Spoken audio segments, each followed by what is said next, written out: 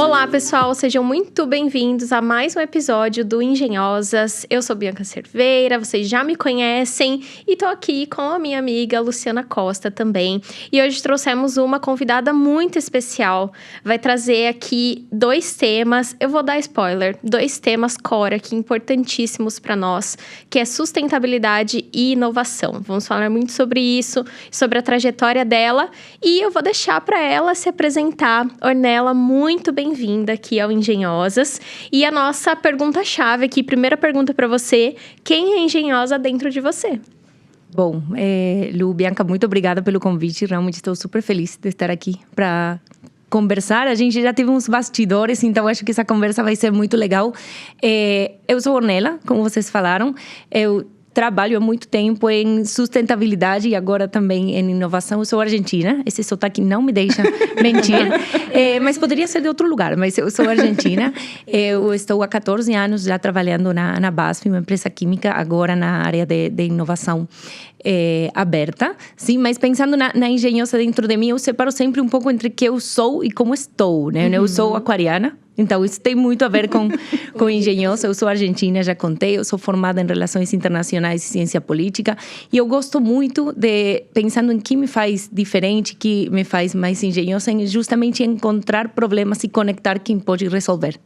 Para tentar fazer as coisas de uma forma melhor e mais rápido, né? Então, sempre procurando quais são os problemas para resolver dessa forma e em estar justamente a posição que eu estou me permite muito fazer isso. Então, acho que é um flow bastante interessante e aí na conversa vamos ir explorando um pouquinho mais essas coisas. Sim, nossa, eu quero sair completamente do roteiro porque eu não entendo nada de signo. Então, eu quero saber o que os aquarianos têm a ver com engenhosidade.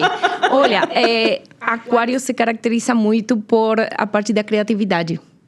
Sim, então tem muito aí. E se vamos, não é um podcast de astrologia, mas já que a gente está aqui, eu tenho muito de áreas na carta que é de fazer. Então, criatividade com fazer é uma combinação que eu acho que define muito bem. Sim, junção perfeita, né? Vocês são de que signo? Porque a gente quer saber, né? Eu posso ser criticada agora. A pessoa não gosta muito do nosso signo. Não, gêmeas. Porque nós somos geminianas, as duas. Ok, vamos continuar com a próxima pergunta. Que bom que a gente tem outro tema.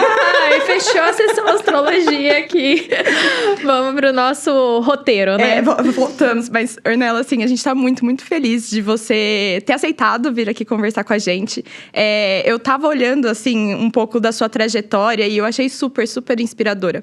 E uma das coisas que a gente tem falado muito nessa edição, nessa temporada do Engenhosas, é justamente sobre a questão da formação, de quão diversas são as formações dentro dos ambientes que as nossas convidadas têm nos trazido, né? E eu queria saber de você, assim, como foi essa trajetória? Você falou que, né, realmente cursou Relações Internacionais e aí agora você veio parar em sustentabilidade e inovação. E eu tenho uma outra pergunta aqui, eu fiquei muito curiosa, como você veio parar no Brasil? Porque de Argentina a gente já percebeu que tem um monte por aqui. Um sucesso, né? O pessoal tá indo muito bem. Né? Seus conterrâneos estão fazendo muito sucesso aqui no Brasil. Boa, na verdade, justamente, eu estudei Relações Internacionais e Ciência Política na Argentina. Eu queria estudar economia antes, mas depois me decidi por isso, porque eu queria ser presidente. Não deu certo. Vem, né? Não deu certo. Mas por enquanto não deu certo. Mas não, a vida depois me levou por outros caminhos. Eu queria ser presidente, mas, viu? Quando você tem 15 anos, tá querendo pensei isso. Depois eu quis ser diplomata, mas vamos pensar o fio condutor dessas coisas. Era justamente para estar dentro de um lugar de tomada de decisão para realmente conseguir mudar as coisas. Sim. Então, eu comecei por esse caminho, mas em casa eu tinha ciências sociais da minha mãe e exatas do meu pai. Meu pai é engenheiro, né? Então, também tinha essa dualidade. Eu fui em um colégio muito mais focado em química e que misturava. Nesse momento não existia muito. Misturava química com sociais. Não entendemos como, tudo bem, a escola. Mas existia isso. Então, eu também estava sempre nessa dualidade. E nessa ideia de mudar as coisas, eu entrei a trabalhar em uma organização que mesmo era uma organização governamental, que era a HK, a Câmara Alemã. E aí, respondo a outra pergunta, meu primeiro dia de trabalho foi no Brasil. porque o treinamento para o programa de trainees de lá era aqui no Brasil. Então, eu já fiquei bastante apaixonada pela cultura, pelas oportunidades, pelo tamanho do mercado e pelas trocas com a América Latina. Então, quando depois me formei e apareceu essa oportunidade, pensei, ok, acho que dá para mudar as coisas desde outros lugares e as relações bilaterais são muito interessantes. E aí depois apareceu a oportunidade de morar fora, sim, na Alemanha, através desse programa, e depois de ir para uma corporação. Sim, nesse caso é a BASF, né? E quando foi a mudança para a corporação, a pergunta era, será que eu realmente vou conseguir mudar as coisas desde uma corporação? E a experiência, eu estou já há 14 anos aí e teve muitas oportunidades e justamente aí conecta com o ponto de sustentabilidade, né? Porque você enfrenta nas indústrias tantos desafios que como a partir de uma área você consegue entender quais são, conectar para achar a solução através de diferentes pessoas, sim? E depois veio o caminho da inovação. Então, nesse sentido, eu tive a oportunidade de ter várias posições, algumas em sustentabilidade, outras em inovação e também em comunicação, que é muito interessante para também conectar. E essa coisa das ciências sociais, a diferença da engenharia, e não propor, senão porque sempre é a pergunta, né? Você está numa química e não é química. É muito mais essa leitura de contexto, como você consegue transpolar diferentes culturas, fazer conseguir o melhor do outro através da interação, entendendo as motivações do outro. Então, acho que nesse caminho é que estamos e eu sou super feliz. Realmente sinto que o que eu faço me define muito. Então, acho que é legal. Tá super conectado, né, com a sua fala desde o começo, e a sua trajetória, seu trabalho, né? Acho incrível, assim. E você trouxe um ponto, acho que é muito interessante para as pessoas, né? A criatividade junto com aquela pessoa resolvedora ali é uma junção muito perfeita, porque uma ideia é só uma ideia quando ela não sai do papel e ela vira ação, assim. Então, acho que tá super conectada, assim. Olha, acho que foi a primeira convidada que a gente trouxe que tinha o sonho. Começou a sua formação pensando, quero ser presidente. Incrível, diz muito sobre você, muito legal. E eu acho isso muito interessante, porque eu acho que, pelo menos me mostra muito como você é drivada a partir de um valor, assim, pessoal de mudança e de querer trazer essa questão, assim, de dentro de você. E eu acho isso muito bonito, acho isso muito legal, assim, né? De ouvir alguém que traz uma trajetória pensando, não, eu quero mudar o mundo, gente. Tipo, eu tô aqui não à toa, né? Quero fazer mudanças incríveis. Não, exatamente. Isso para mim é muito concreto e por isso também, falando, você trabalha muito. É que o que eu faço realmente vai no caminho de poder mudar as coisas. Então, por que não vou fazer, né?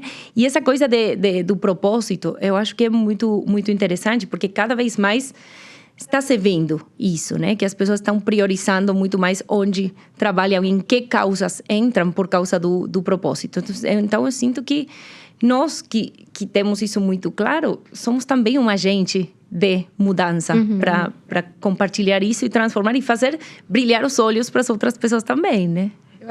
Eu acho muito, muito bacana, porque como é um assunto muito atual, né? Na nossa primeira temporada, eu era trainee. Então, eu tava no meio ali, tava imersa num projeto que era um projeto de descarbonização. A gente buscava trabalhar a descarbonização como negócio. Depois a gente até pode falar um pouco sobre isso, que eu acho que tá Mas já faz, sei lá, 2 anos, né? Uma das coisas que a gente justamente trabalhava e que acho que é um valor muito importante dentro da Siemens, e eu imagino que dentro da BASF também, é o aspecto de empregabilidade, de como a gente enxerga que a sustentabilidade tem diversas dimensões para realmente trazer também pessoas que estejam alinhadas com esses valores e com essa estratégia, né, da empresa. E acho que até entra na nossa segunda pergunta, né? Exatamente. Que é realmente, agora, né, você falou que está dentro dessa área de inovação aberta e também de ecossistemas digitais. E eu sei que pode parecer meio óbvio para algumas pessoas, mas eu gostaria muito de saber qual a importância, e para as pessoas que estão nos ouvindo ou nos assistindo, qual a importância de ter uma área como essa dentro de uma empresa e o que ela faz. Então, excelente. Conta para quem está ouvindo a gente. Nada é óbvio, porque nunca sabemos quem está ouvindo a gente. Então, vamos fazer da forma mais óbvia possível, que quando a gente pensa em inovação aberta, é o contrário ou complementário ao que seria inovação fechada. Sim.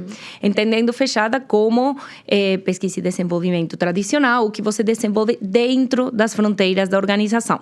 Sim. Quando vamos para aberto, é porque não sempre a estratégia mais inteligente é desenvolver tudo dentro de casa. Por várias razões. Primeiro, porque leva muito tempo, é caro, às vezes não é seu core.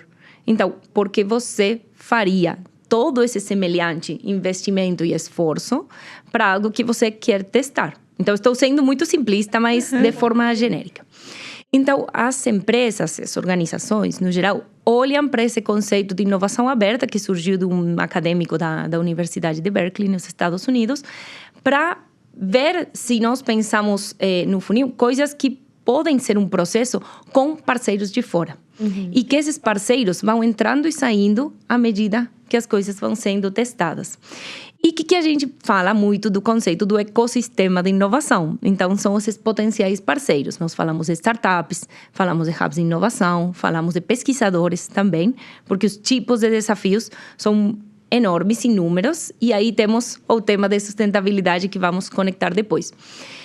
Por que é importante? Por isso que já falei, porque nos permite testar mais rápido, mais eventualmente mais barato e mais eficiente e trazer resultados em menor prazo. Quando a gente entra na camada de digitalização, isso ainda adquire mais relevância. E as empresas estão trazendo isso justamente porque é meio polêmico, mas a exponencialidade das mudanças estão requerindo essa agilidade para a tomada de decisão. E, em paralelo, outra coisa importante, a mudança cultural para a inovação. Então, sempre é mais rápido ou é mais tangível poder conseguir mudar um pouco a cultura, não só declarando isso na sua estratégia, senão também fazendo parcerias que mostrem a importância disso. Então, eu vejo que nos últimos anos eu estou trabalhando nisso formalmente há um pouco mais de 3, mas informalmente bastante mais, e a evolução tem sido muito mais rápida nos últimos 4, 5 anos. Eu acho isso muito, muito interessante, como a gente que é geminiana, entendeu? Que tem a coisa da comunicação. Mas brincadeiras à parte, né? Como a habilidade da gente se conectar com outras pessoas, e aí você falou sobre as culturas também, como isso é importante justamente para a gente conseguir ter inovação assim, cada vez mais, né? E realmente com essa velocidade. Porque eu acho que se a gente não tiver colaboração também, isso acaba sendo muito restrito. Porque a gente... É aquela coisa, né? A gente fica fechado na nossa bolha. Às vezes não consegue ter uma profundidade maior. Assim, acho isso muito e no fim traz diversidade. A diversidade... A gente já falou isso em outros momentos, mas a diversidade está totalmente relacionada com a inovação, né? Diversidade de valores, pensamentos, conhecimentos, etc. Então, trazendo culturas completamente diferentes para trabalhar naquele seu problema, né? E aí, Ornella, também saindo um pouquinho do roteiro, como que é esse processo de depois absorver essa inovação dentro da empresa que você trabalha? Como que isso se dá, assim, resumidamente? Super, e aí, pensando do conceito da conexão que vocês trouxeram, tudo tem que ter uma intencionalidade, né? Então, nós procuramos essas soluções em base a um desafio. Sim, isso é importante para depois levar para dentro. Porque não é fazer parcerias ou conectar com atores do ecossistema porque é cool. Senão porque realmente a gente, ou os nossos clientes, sim, temos um desafio para trabalhar que não conseguimos resolver com o que temos dentro. Porque se tivéssemos, estaríamos resolvendo, sim? Ou para inspiração. Agora, você tem que engajar as pessoas no caminho. Então, você corre um processo com uma metodologia justamente para que essas pessoas não só tenham claro o desafio, senão tenham claro os passos de escolher a startup, que tenha um fit com o que realmente é o desafio e como fazer os testes. Vamos fazer em fases. E aí vai tendo resultado para que a organização, empresa, área, o que seja, que está trabalhando nesse processo, depois consiga internalizar isso. O que supõe também parcerias com outras áreas que são mais enablers, tipo jurídico, compras, TI. Então, sobretudo quando são temas tecnológicos. Então, você vai preparando o território em todo o processo, pondo todos os atores do mesmo lado da mesa. Porque não é uma empresa multinacional enorme com uma startup que você vai dar as ordens. Tudo pelo contrário. Temos que entrar numa mesma dinâmica. E assim é como depois entram para a empresa. Muitas vezes ficam como uma linha de negócio, outras podem ser diretamente um spin-off e já ir para ser um negócio à parte, e outras vezes não dão certo. Então, indo para o lado que estávamos falando antes, não dar certo também é um resultado não desejável, mas possível. Só que não podemos guardar isso na gaveta. Temos que tomar os aprendizados para que no próximo desafio a gente não repita as mesmas coisas. Sim. E aí, geralmente, Ornella, os desafios vêm até você ou você mapeia esses desafios dentro da cadeia, dentro da empresa? Nós temos os dois canais. E pensando no genérico de inovação aberta, tende a ser um pouco assim. Na BASF, especificamente, nós temos um centro de experiências científicas e digitais, que se chama Nono, um hub. Convidadíssimas na próxima, e temos um espaço de podcast, podemos fazer uma collab. Olha, seria legal. Incrível. Vejam, tá assinado. Então, eu amo fugir do tema. Vamos lá. Então, o que a gente faz aí é, por um lado, as áreas vêm a trazer os desafios para a gente de uma forma mais informal, e nós tentamos canalizar, porque não é que lançamos campanhas de desafios assim. Os clientes também vêm, sim. E nós também temos uma área de insights. Então, vemos quais são os temas que estão vindo para, eventualmente, ver com o negócio se isso representaria um desafio. Mas o básico sempre é pensar qual que é a estratégia da companhia, né? A gente está justamente criar química para um futuro sustentável. Então, está muito alinhado com o que falamos desde sempre. Então, sempre procuramos que os desafios tenham esse olhar e poder contribuir diretamente com soluções nesse sentido. Por exemplo, agora estávamos com o de economia circular e veio de uma motivação que sabemos que a companhia está olhando para isso. Então, vamos encontrar as melhores soluções para nós e para os nossos clientes. Sim. A gente viu você falando sobre economia circular também num podcast. São 3 ou 4 episódios falando sobre esse assunto, né? Pesquisamos muito sobre as nossas convidadas. Sempre. E aí, parte da sua trajetória foi focada em sustentabilidade. Agora, você traz todo esse background, esse know-how para a inovação. E essas coisas se encontram muito, né? Mas eu queria voltar um passo e entrar no tema da sustentabilidade, porque quando a gente fala sobre quando a gente fala essa palavra, na verdade, essa palavra traz ali várias imagens ali no imaginário das pessoas que não necessariamente estão... Os tree huggers. Né? Exato, abraçar a árvore. Foi a primeira coisa que eu falei pra mim. Eu falei, olha, sempre as pessoas acham que vamos abraçar árvores e é sobre isso. E às vezes até, vamos falar sobre sustentabilidade. É tão amplo, até acaba assustando as pessoas ali, né? Vejo que talvez o conceito é tão amplo que não fica claro as especificidades que ele pode trazer. Então, eu queria que você falasse um pouquinho disso pra gente e pra quem tá ouvindo, né? O que esse conceito tão amplo abrange? Boa. Tá difícil comigo, a gente tem que definir inovação aberta, agora sustentabilidade. A gente trouxe uma pessoa... Acadêmicos, me perdoem, mas vamos lá. O conceito de sustentabilidade ou desenvolvimento sustentável vem de uma conferência da ONU, tem mais de 30, 40 anos, e é nem mais nem menos que equilibrar o desenvolvimento econômico com o impacto positivo ambiental e o impacto social. Sim? Muito amplo e tão concreto como isso. Então, basicamente, o que nós precisamos é fazer desenvolvimento, soluções, negócios rentáveis, porque se não são rentáveis, o resto não se sustenta, mas que o impacto ao meio ambiente não comprometa o desenvolvimento do negócio e do mundo, basicamente, e que isso seja feito levando em conta as comunidades e as pessoas. Agora, aí entra tudo. E também, por um pouco da agenda ambiental, surgiu muito essa história do olhar da tartaruga com o canudo na nariz e todas essas coisas que também faz parte do que é conhecido dentro da agenda de sustentabilidade. Mas se a gente foca nesses 3 pilares, o que eu vejo é que a conversa foi evoluindo muito. Também se fala muito de ESG nessa linha, o ESG.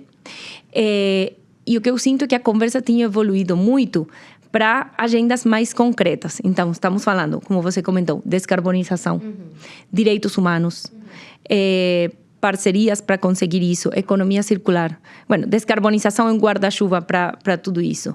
E, obviamente, negócios rentáveis. Aí, a agenda da ONU, dos ODS, ajuda muito a nortear isso, né? Sim. E o que eu sinto é que as organizações estamos cada vez mais levando isso em projetos concretos, em soluções concretas, em como ajudar a cadeia a transformar em um conceito mais sustentável, né? E eu acho que é muito importante a gente ter o quão concreto porque muitas vezes as pessoas acabam justamente nos ouvindo falar sobre sustentabilidade e acham que é uma coisa muito...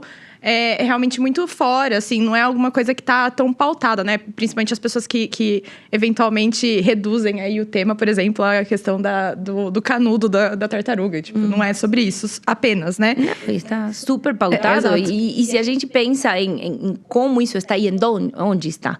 No nosso dia a dia, nas escolhas que fazemos. Vamos pensar como humanos, né? Nas escolhas que nós fazemos, nós podemos escolher algo que impacte mais ou impacte menos. Sim? E a partir daí, muda totalmente o mercado. E nós, como empresas, também olhamos tudo que tem a ver com a produção dos produtos, primeiro o fornecimento, né? O que vem do fornecimento. Não só que tenha um custo razoável, que isso é parte de toda a negociação de procurement, mas que o impacto ambiental desse produto na nossa cadeia não seja, que seja adequado. E também, principalmente, que tenha sido feito respeitando os direitos das pessoas que fizeram parte disso.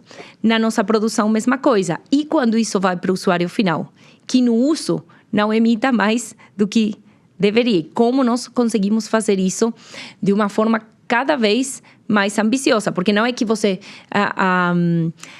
como se diz, a sustentabilidade meio como essa história da utopia, que você sube um passito e sempre a meta vai um pouquinho mais para cima. Porque sempre podemos fazer melhor. Sim.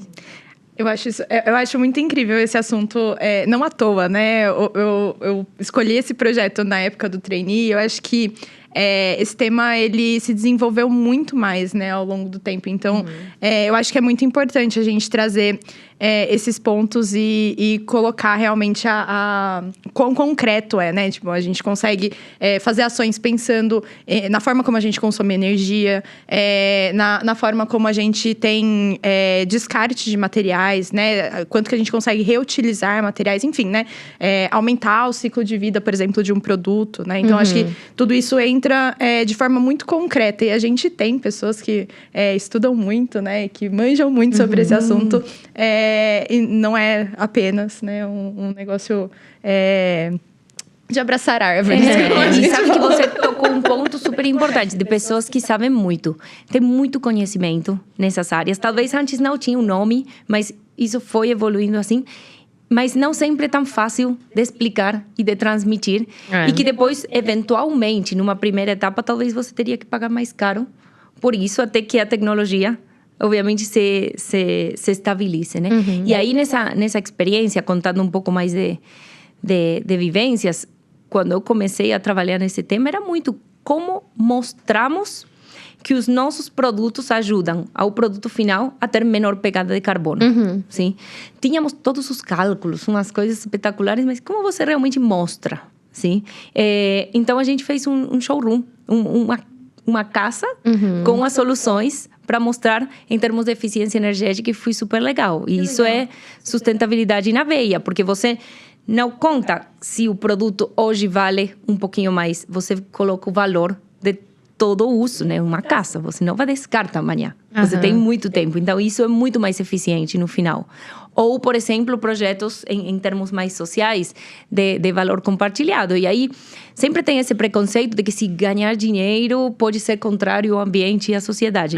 Não, tem negócios sociais que a gente trabalhou em desenvolvimento, que encontrando esse problema social, a gente criou um negócio que ajudou a melhorar a empregabilidade de mulheres que foram chefas donas de hogar, não sei, de sostém econômico do hogar, graças a esses projetos. Sim. E continuam. Então, tem que tentar sempre explicar e dar exemplos mais concretos, né, da implementação. Eu acho que também é uma questão de mentalidade, né? Aí, falando um pouco com a nossa audiência, assim, eu queria realmente traçar esse caminho, porque na minha cabeça foi assim que aconteceu também. Eu trabalho com uma das minhas funções aqui na Siemens é trabalhar com os nossos parceiros, grandes parceiros de negócio, nesse tema de ecossistemas. Aí a gente sempre cocria os nossos modelos de negócio aqui para entregar uma solução para a indústria. E sustentabilidade para a gente é um negócio, está no nosso core também. E é isso, assim, eu acho que tem uma magia. Eu sou muito apaixonada pelas coisas, assim, mas tem uma magia em você pensar naquele conceito macro, naquele propósito, tirar de lá aquilo que faz sentido e traçar um caminho até o mostrar que você falou, até a aplicação, né? Então, felizmente também trabalho numa empresa que dá essa possibilidade, né? Que a gente olha para a sustentabilidade no nosso ciclo de produto, do começo ao fim, envolvendo os nossos parceiros ali de cadeia de fornecimento. E também o nosso produto faz com que a gente tenha soluções mais eficientes, mais sustentáveis ali na ponta também. Então, acho que tem toda uma mágica em mostrar isso, né? E eu acho que fica esse recado. Ter esse tema da sustentabilidade não tem como não ter como uma mentalidade, porque faz parte do nosso desafio como ser humano respirando no planeta Terra. Então, é sempre importante tentar olhar para esse propósito e traçar ali o caminho até a prática, né? Como você falou desde o começo, assim. De novo, acho que conecta muito com o que você é, de fato, né? E aí, eu acho que agora talvez é um bom ponto pra gente encontrar essas suas duas... Esse background, todo esse background seu, né? Porque você tem essa vivência na sustentabilidade, aí traz o tema da inovação, e inovação aberta, ecossistemas digitais. Como tudo isso se conecta? Ou seja, qual que é, na prática, a relação entre sustentabilidade e inovação quando a gente olha para o nosso ambiente de negócios aqui, que é a indústria? Eu sinto que são as duas caras de uma mesma moeda, né? Porque precisamos, para ter sustentabilidade, precisamos de inovação, e a inovação pode ajudar a alavancar alguns desafios de sustentabilidade, né? Em que sentido? Vamos ser um pouco mais concretos aqui. Nós estamos, como indústria química, em todas as cadeias, sim? Desde o combustível, os alimentos, nos produtos de limpeza, nos produtos de construção, nas tintas, em diferentes coisas. Imaginem como nós podemos fazer que essas soluções sejam mais sustentáveis a partir de desenvolvimento, não só de novos produtos que vão como insumo nessas soluções, e fazer de uma forma com menor pegada de carbono e menor impacto, mas também na forma de comercialização, no modelo de negócio, né? Que ajudamos através também da digitalização para tomar melhores decisões. E isso só pode ser feito a partir da inovação, né? Quando nós pensamos em inovação, sempre tem que ter alguma restrição, seja de custo, de recurso, de tempo. Então, você aqui tem menos tempo, porque precisa resolver os desafios de sustentabilidade. Precisam de soluções rápidas para ir escalando. Às vezes, recursos, como um dos pilares da sustentabilidade e o econômico. Você tem menos recursos. Então, sempre precisamos encontrar uma solução alternativa, e essa solução alternativa tem que ser criada a partir de um desafio concreto e accionável. Sim. Estamos falando de grandes desafios, como promover a economia circular, como promover a descarbonização, como melhorar as condições na cadeia de suministro, economia de água, muitas coisas que, assim como estão hoje, tudo provavelmente não cheguemos, né, a resolver. Então, por isso que a inovação e a metodologia que vem da inovação ajuda a trazer isso de uma forma mais tangível. Eu acho isso... eu acho tudo isso muito importante, né, da gente colocar, porque realmente, se a gente continuar fazendo do jeito que a gente sempre fez, acho que não já tá aí, né? A gente tá passando por... a gente tá gravando numa época que tá complicada a questão de queimadas, por exemplo, e a qualidade do ar. E eu acho muito interessante a gente pensar como que tudo isso se conecta também com a questão das pessoas, porque muitas vezes a gente fala sobre inovação, sobre sustentabilidade, pensando na parte de meio ambiente tão pura e somente, né? Mas no final das contas, a gente tá falando de tudo isso porque a gente precisa também sobreviver a tudo isso, né? A gente vai buscando novas alternativas para que a gente consiga pensar diferente, fazer diferente e que as pessoas sejam menos impactadas ou elas possam ser beneficiadas através de toda esse contexto, né? E é um tema de qualidade de vida, desculpa, eu não trouxe isso, porque falamos muito do social, das cadenas de suprimentos, de direitos humanos, mas nós como humanos, né? Precisamos melhorar, queremos melhorar a nossa qualidade de vida, então precisamos trazer essas soluções melhores e provocar de novo, intencionalmente, a necessidade de avançar em algo, porque não sempre tem uma meta tão concreta. Então, nós precisamos ver, ok, isso é um desafio, isso pode virar uma oportunidade de negócio, e se não é oportunidade de negócio já, é um risco tal que vai matar meu negócio no futuro. Então, eu tenho que olhar isso.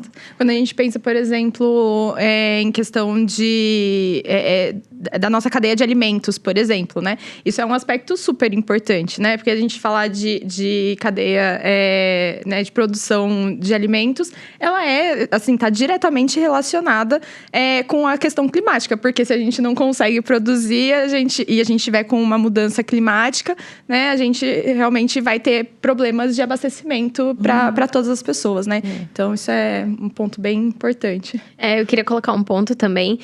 Eu acho que quando a gente trabalha inovando em algum aspecto, né, do nosso trabalho ali, ou da empresa, né, eu tô pensando ali na frente. Quando chega esse ali na frente, é muito legal, né? Porque você tá trabalhando com uma coisa que às vezes as pessoas olham e falam, puxa, não é importante pra mim hoje. Mas aí, lá na frente, aí nesse processo de você colocar os seus atores pouco a pouco dentro desse processo, as pessoas se engajando, lá na frente você vê aquilo acontecer e você sai de cena, né? Certo? Você não é mais ator principal. Você vê aquilo fazendo parte do negócio. Então, assim, de novo vem a minha veia apaixonada. É uma mágica. Você olha lá na frente e fala, poxa, eu tô trabalhando num outro desafio e te motiva pro seu desafio atual. Porque você sabe que lá na frente vai fazer parte, vai virar um legado ali, né? Vai fazer parte daquilo que é o core de fato. Aí as pessoas vão olhar aqui e falar, nossa, isso é importante pro meu dia a dia. Eu nem sei de onde veio. Exatamente. Isso é o mais lindo, porque assim fica. Então, você não tem que atribuir um nome a isso. A gente fez, por exemplo, tem um desafio com impressão 3D, né? Tínhamos um espaço de impressão 3D como uma metodologia para prototipar ágil. E foi, ok, vamos transmitir isso um pouco mais, porque vinham pessoas avulsas e queremos fazer algo. E a gente criou um programa de intraempreendedorismo, né? Também, fora de ego, sem sponsor, nós, justamente em base a uma dor que era muitos pedidos sobre esse tema. E essa galera que não sabia nada, não, muitos sabiam, desculpem, de impressão 3D, mas muitos que não, desenvolveram 6 projetos que estão andando e que eles super empolgados, a gente acompanhava com metodologia, mas eles trouxeram o desafio, engajaram as pessoas de dentro, se capacitaram. Sim. E depois isso vira um conhecimento que vai para as outras áreas. Sim. E você teve na frente, mas você não precisa o holofote de ter estado na frente. Porque o que é gerado transcende muito mais. E isso redunda em menos tempo, melhora para o colaborador, de ergonomia, de eficiência e também de segurança. Então, foi muito legal. Desculpa, mas eu acho que um aspecto que me interessa muito, assim, que me chama muito a atenção, é a importância da gente também colocar todo mundo junto, né? As pessoas que têm os conhecimentos técnicos e as pessoas que trazem, por exemplo, a metodologia, como você colocou, né? E nesse sentido, eu vou até entrar aqui numa pergunta que ela era longa no nosso roteiro, mas eu vou dar uma resumida. Um ponto que eu tenho refletido muito é sobre como a gente se prepara para os desafios. Então, quando a gente fala de sustentabilidade e de inovação, são assuntos que estão muito em voga hoje em dia. E eu vejo muitas pessoas que estão buscando formação logo que entram, por exemplo, para uma graduação, buscando formações que já abarquem esse tipo de temática. No entanto, eu fico refletindo o quanto que realmente a gente tem que buscar, né, deve ou pode buscar isso logo de cara, né? Ou quanto que a gente pode buscar isso conforme uma necessidade. E eu queria ouvir um pouco sobre a sua experiência, porque eu sei que você teve formações posteriores à sua graduação, né? Então, assim, queria ouvir um pouco dessa experiência de como foi para você e como todas essas temáticas vieram depois ou dentro das formações que você teve depois. Super. E confessando, não, eu fiz muita coisa errada nesse sentido, mas eu corrigi. Estamos na linha. Quando eu me formei, eu comecei a trabalhar e saiu o tema de alguns projetos de inovação, sim? Na primeira formação. O que eu fiz? Fui fazer uma pós-graduação em inovação. Eu tinha 3 dias de experiência, né, mais ou menos. E eu fui fazer, eu não entendia nada. Ou seja, me empolgava, estudava, mas era zero aplicável no dia a dia. Depois, não foi à toa, funcionou muito, fez muito networking, base de conteúdo, conhecimento, pessoas que eu continuo em contato até agora. Mas só por ter o cargo e não ter tido a vivência, eu acho que não foi tão útil. Depois eu comecei a trabalhar mais nesses projetos, em eficiência energética, energias renováveis, meio ambiente. Passei para Corporate Affairs e depois eu fui para sustentabilidade. E depois de um tempo trabalhando nisso, eu fui a fazer mestrado em sustentabilidade. E aí senti que eu tinha muito mais para contribuir. Porque não é só o que você coleta do treinamento, mas que você pode dar também para a turma com que você está estudando.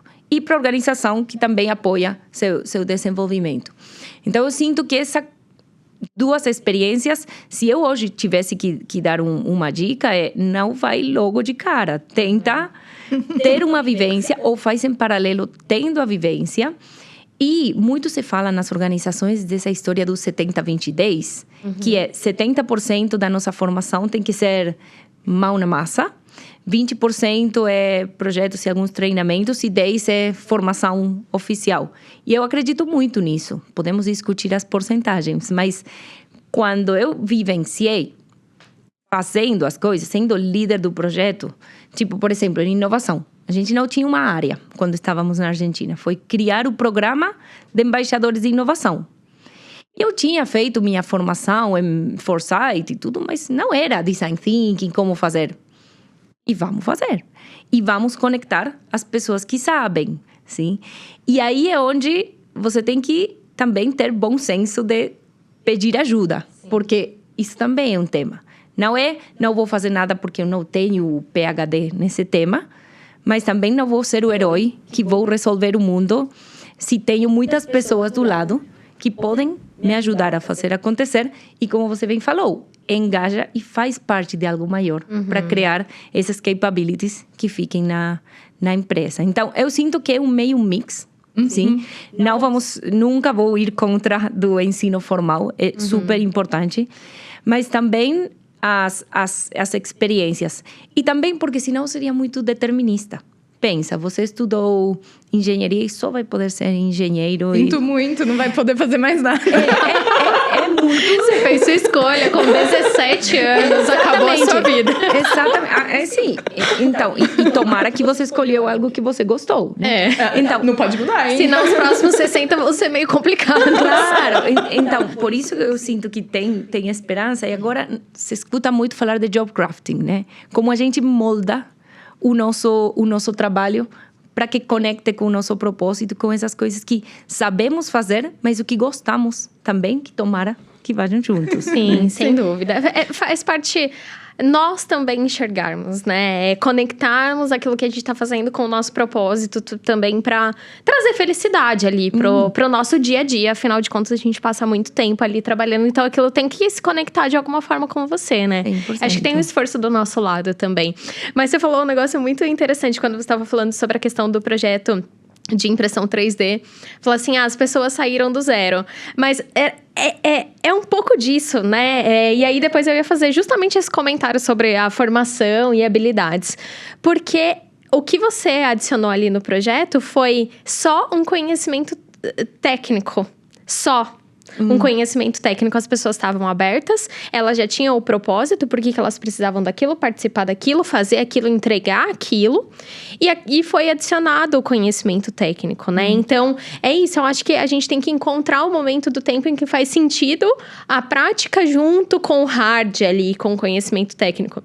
Eu vivi muito isso porque eu me formei como técnica em automação e depois me formei em engenharia de automação. Depois eu fui trabalhar, passei boa parte da minha carreira trabalhando com gestão de produto, né?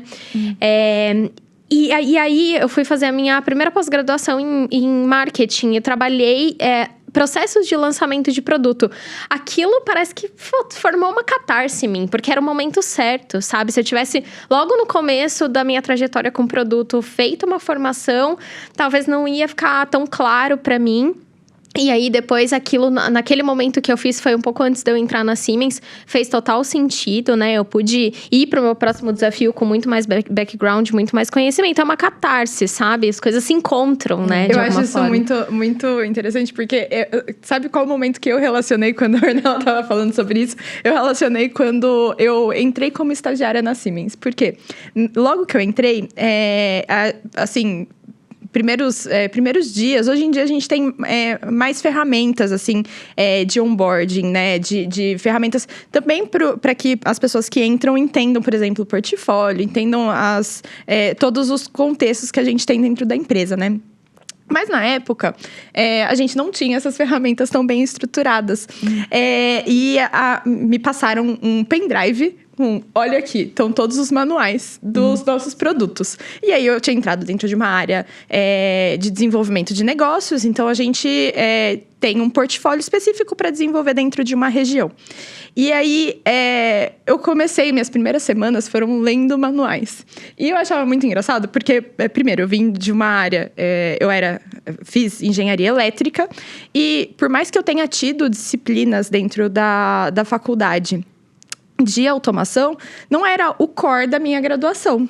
Então, foi muito interessante, porque eu li aquilo e falava assim, tá, legal, entendi, beleza, mas eu acho que eu usei, sei lá, assim, 1% do que você leu, de todos os manuais que eu li na época. Não que eles não tenham sido conhecimentos interessantes e que tenham estruturado alguma coisa dentro da minha cabeça, mas não era o momento certo para eu ficar lendo manuais loucamente, porque aquilo não estava agregando, porque eu não tinha base e aonde utilizar aquilo, aonde que aquilo era um problema. Então, depois, hoje, anos depois, né, quando eu olho para algumas informações que estão dentro de um manual, eu entendo aonde que ele pega. Entendi qual que é o contexto aonde eu preciso aplicar aquilo. Então, eu acho isso muito curioso, assim, né? Como essa questão do amadurecimento, ela é muito importante para que a gente consiga ter subsídio, né? Ferramental ali, para poder aplicar essas técnicas e essas formações formais. E em inovação, a gente fala muito de repertório, né? Sim. Justamente como nós transitando pelas diferentes áreas e desafios e diferentes, incluso organizações, a gente consegue repertório que dá para conectar de um lado ao outro. A gente estava trabalhando num desenvolvimento de um produto que era para limpeza de superfície, de pisos. Depois foi para personal care e a gente está trabalhando com recicladores. Será que o que limpa o piso não pode limpar o plástico para facilitar a reciclagem? E aí é onde as coisas acontecem. Mas se você não tem o repertório de que existe um cenário de reciclagem que requer isso, é muito difícil. E a outra é como você intencionalmente coloca pessoas com backgrounds diferentes para trocar e justamente trocar esse repertório. Porque as pessoas estando juntas, sozinhas, sem motivação, não necessariamente fazem isso acontecer. Então, precisamos... E é uma responsabilidade nossa que estamos trabalhando com esses temas, né? E trabalhando muito com pessoas. Porque, no final, sem isso, o resultado vai ser mais do mesmo, provavelmente. E também como a gente ao longo da nossa carreira, né, precisa estar aí conectando com o que você falou da questão do determinismo, né? Acho que a gente falou isso Em todos os episódios. todos os episódios, exatamente. Porque as pessoas que a gente trouxe aqui têm muito dessa história de uma formação ali. Uma formação técnica que não necessariamente está ligada ao que as pessoas fazem hoje ali, porque a partir da formação técnica você se posiciona, digamos assim, no ambiente e você passa a reconhecer as suas habilidades e trabalhar com elas.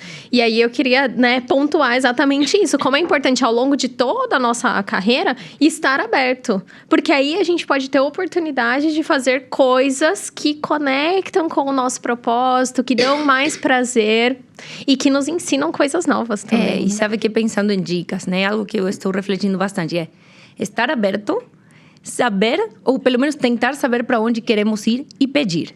Porque estando aberto sozinho, as coisas não acontecem. A gente teve muita sorte, mas também, e muito trabalho, óbvio, esforço. Sim. Mas é também pedir. Porque às vezes a outra pessoa não tem por que adivinhar que você quer trabalhar. E não estou pedindo ser VP. Também podemos pedir ser vice-presidente, né? Mas fica a informação aí pra audiência. Maravilhosa. Mas tipo, eu quero trabalhar nesse projeto. A gente estava trabalhando há muito tempo em outro país com uma agência. Estávamos por contratar uma pessoa do mercado e a menina falou, eu quero trabalhar nessa posição. Eu quero fazer esse projeto. E eu nem imaginei, estava indo por outro caminho. Então, quando nós pedimos, iluminamos outro ponto no outro e ajuda no nosso desenvolvimento também. Eu acho essas temáticas muito inspiradoras, né? Porque eu tenho tido a alegria de receber pessoas que entram novas dentro do nosso time. Eu sou o que a gente chama de buddy aqui dentro da Siemens. Existe esse conceito? Existe o conceito de buddy. Sim. E tem sido uma experiência... Eu acho que meu gestor pensou assim, poxa, né, essa pessoa gosta tanto de umas pessoinhas a mais, então vou botar ela pra receber. E eu tenho muito prazer em fazer isso. Acho que é muito bacana ver justamente as pessoas falando, trazendo quais são as dificuldades de lugares e de perspectivas diferentes, né? E aí eu me coloco muito nesse lugar de quando eu entrei, ou de quando eu tava perdida, né? Enfim. E eu acho muito interessante que eu era muito essa pessoa que não pedia ajuda. E assim, hoje em dia, às vezes eu falo assim, gente, mas... Por que eu não perguntei pra tal pessoa, assim? E eu acho isso... às vezes é meio que uma característica... Pelo menos pra mim, né? É uma característica que eu... de vez em quando eu tenho que... Luciana, volta. Que você tem que pedir ajuda. Você não tá sozinha, né? Ninguém tá esperando que você resolva, salve o mundo sozinha, né? Então eu acho isso muito importante, né? Da gente perceber. E das pessoas que são novas, inclusive os nossos estagiários, assim, né? Ter essa possibilidade de falar, viu? Se você tem um problema, você avisa. Porque a gente pode te ajudar a partir disso. E eu acho que para outro podcast, mas é um entorno de segurança para poder levantar a mão e que isso não seja percebido como fraqueza. Tudo pelo contrário, né? Exato. Acho que é algo que a gente tem muita responsabilidade para promover. Não só nas novas gerações, na troca. Porque também mas eu estou recém-entrado, então não vou discutir com uma pessoa... Nem discutir. Trocar e dissentir com uma pessoa que já tem muitos anos. Mas todos têm seu lugar de fala e precisamos trocar com respeito e segurança para que as coisas deem algo melhor. E justamente nessa pergunta, às vezes alguém vem, traz uma dúvida, traz por que vocês fazem desse jeito? É um momento ali justamente, né, de falar... Realmente, por que a gente faz desse jeito, né? Então, refletir sobre como nós fazemos, às vezes, precisa de um fator externo, né? Pra falar, olha, realmente, nunca tinha parado pra pensar nisso daqui. Mas para mim tem uma diferença grande em por que você faz desse jeito e por que você está fazendo desse jeito. A forma, porque muitas vezes é crítico, assim. Exato. Já partimos entendendo que você está errado. E isso não ajuda para a discussão. Aí, Com certeza. você se defende, né? Da outra forma... Não, isso acho que não tem a ver nem com formação social, nem técnica. É muito mais entender que a pessoa está dando o melhor de si e que o questionamento tem que ser com respeito para construir. Exato. De comunicação não violenta. Nossa. Outro tema. Para mais um pouquinho. Gente, e assim, é muito importante que a gente olhe dessa forma, porque normalmente, quando a gente vai trocar com alguém, né, você tem que estar disposto a ouvir e receber aquela troca que a pessoa te traz, né? Acho que isso é essencial para que as coisas funcionem e realmente sejam inovadoras, Exatamente. Né? E esse é o desafio diário, né? Com inovação e ecossistemas. Exatamente. Ornella, então, pra gente se encaminhar aqui pro final, eu queria fazer colocar um último ponto aqui pra gente discutir, trazer seu ponto de vista também. Aqui na Siemens, a gente tem a sustentabilidade como core do nosso negócio, né? E eu participo de diversos fóruns em que a gente enxerga o quanto esse tema nos traz oportunidades de negócio, né? E eu quero saber do seu ponto de vista, como que a gente transforma na prática, né, sustentabilidade em negócios, sem que isso seja um tabu, porque eu acho muito importante falar sobre isso, né? Sem que seja um tabu, como você falou lá no começo, né? Se você tem uma ação que traz a sustentabilidade no seu core e ela é rentável, ela é sustentável porque ela vai replicar outras ações. Então, eu queria que você trouxesse um pouco do seu ponto de vista aí, da sua vivência na indústria também. Perfeito. Eu acho que, por definição, assim, indo do mais genérico, mais específico, por definição, sustentabilidade tem que ter negócio por trás. Sim? Porque falamos, combinar economia, sucesso econômico com responsabilidade social e ambiental. Se não é negócio, todo o resto não funciona. Assim como, se é negócio e não é ambientalmente amigável e socialmente correto, também não funciona.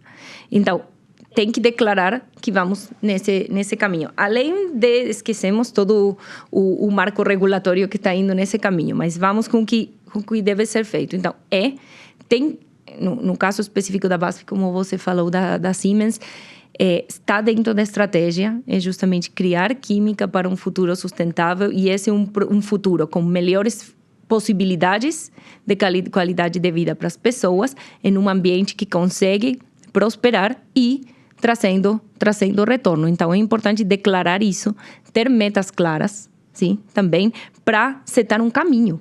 Porque senão vamos criar química para um futuro sustentável, mas que é isso? Sim? Vamos nos abastecer da forma correta, produzir da forma correta e criar produtos para fazer isso melhor da forma correta.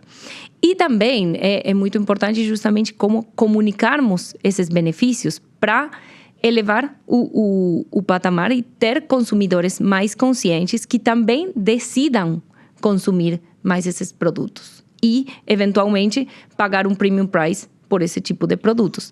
E que, eventualmente, também isso seja acessível para toda a população. Sim?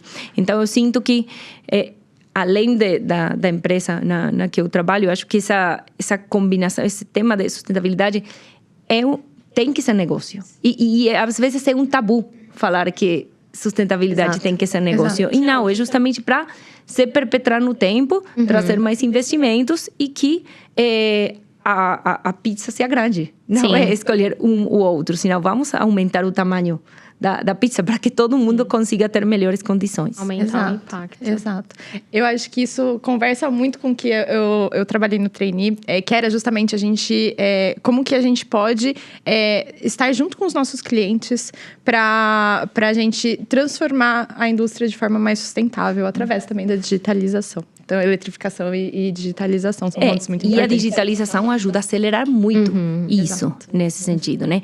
E temos que estar bem antenados, porque cada vez mais estamos mais perto, e pensando também em inovação, de soluções nas fronteiras da tecnologia, tipo as deep techs, que nascem com uma capacidade de escalabilidade incrível. Então, nós temos que estar próximos, porque essas vão ajudar muito na descarbonização, na economia circular, em todo o que tem a ver com as metas de sustentabilidade. Mas precisamos drivar nesse sentido e gerar investimento, porque isso, no meio e longo prazo, vai gerar melhores negócios. Acho que dá assunto para outro podcast. Não só inovação e sustentabilidade, mas digitalização. E sustentabilidade. Exatamente. Ai, incrível. Ai, gente, Incrível. eu amei muito. Queria continuar, mas eu queria que a gente podia ficar muito tempo falando sobre isso. Foi muito legal. Ai, muito bom. E, Ornella, assim, muito, muito obrigada. Foi um, assim, prazerzaço ter você aqui. E a gente tá muito contente. Vamos fazer essa collab depois aí. Super. Não, amei, realmente. Muito obrigada. Poder compartilhar o dia a dia e a história não é coisa que nós fazemos todos os dias. Então, agradeço muito o espaço. Espero ter contribuído um pouquinho e sempre aberta para conversar. E vamos fazer a collab. Sim. Muito, muito legal, Ornella. Não vejo a hora das pessoas ouvirem o que a gente falou aqui, que é tão enriquecedor. Queria agradecer também nosso diretor de inovação, que fez esse convite para você e fez essa indicação maravilhosa, né? Foi incrível. Borges, muito obrigada. E é isso. Bom, pessoal, para quem não assistiu os outros episódios de Engenhosas, é só acessar o nosso site www.siemens.com.br/engenhosas ou procurar por nós ali no YouTube ou no Spotify. E é isso, temos um episódio maravilhoso e agora eu vou treinar meu espanhol aqui e deixar minha professora de espanhol orgulhosa. Tchau, tchau. Até a próxima, gente. Obrigada por ter acompanhado a gente. A gente se vê nos próximos episódios. Não deixa de seguir. Até. Tchau, tchau.